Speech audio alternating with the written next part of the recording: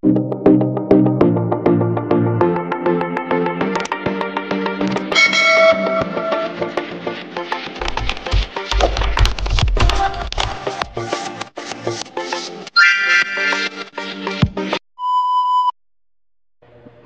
siya na magloko sa relasyon ninyo dahil pakiramdam niya ay para bang lagi kang nakasunod o lagi kang nakabantay sa kanya.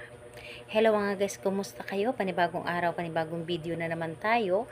And sa araw na ito ay isa na namang video ang aking ituturo sa inyo na simpleng gabay o simpleng pamamaraan na makakatulong sa atin. At bago ang lahat, gusto ko lang mag-disclaimer sa mga taong hindi naniniwala at hindi gusto ang mga kagaya nitong video. Please skip this video and maghanap kayo ng videos na gustong gusto nyo dahil ang video na ito ay para lamang ito sa mga taong naniniwala and gusto mag-try. Sa lahat po ng mga nagko-comment dito sa aking video dito sa loob ng aking channel, mag-ingat sa lahat ng mga nagre-reply sa inyo na dinadala kayo sa kanilang WhatsApp and Imo app upang makaiwas po tayo sa scam. Ngayon po, ituturo ko sa inyo paano siya matakot na lokohin ka o magloko sa inyong relasyon, lalo na kapag ito ay malayo sa iyo. Ito ay pwedeng gawin sa parehasang kasarian, babae to babae and lalaki to lalaki. And syempre naman sa ating babae at lalaki na mag-partner. And pwede rin itong gawin sa magkalapit at magkalayo sa isa't isa. So, dito po is ang ating kailangan lamang dito. Syempre, meron tayong kakailanganin sa paggawa ng ritual na ito. Kailangan lamang natin dito ng pwede natin gamitin na isulat. Sa mga lalaki, pwede tayong gumamit ng pentel pen. Pero sa mga babae, pwede tayong gumamit ng lipstick. So, yun po ang ating gagamitin. And salamin. So, kahit maliit or malaki na salamin pwede. So, kailangan na handa ka na gawin ito at hindi ka nagdududa at naniniwala ka sa iyong dapat na gawin at kailangan buo ang inyong tiwala at paniniwala sa inyong dapat na gawin. So, kapag ready ka na at hindi ka nagdududa sa inyong dapat na gawin, pwede mo na itong simulan.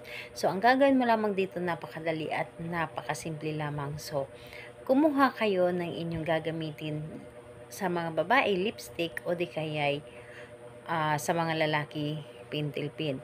So, ang gagawin ninyo, humarap kayo sa salamin. Humarap kayo sa salamin at isulat ninyo doon ang pangalan ng inyong target. Yes po. Kailangan na pagkasulat ninyo ay maliit lamang na hindi makita ng iba. Yung tipong hindi halata ng ibang tao kapag gumamit sila ng salamin. Kasi yung salamin na nasa inyong sala, pwede po ninyong gamitin yun. Pwede doon ninyo gawin. Ang importante lamang ay walang nakakaalam at hindi alam ng iba ang inyong ginawa ng mga kasamahan ninyo sa bahay. So, maliit lamang kahit saan banda doon sa may salamin ninyo isulat, basta maliit lamang pangalan at apelyido ng inyong target at sa baba ng kanyang pangalan mag-heart kayo or maglagay kayo ng heart.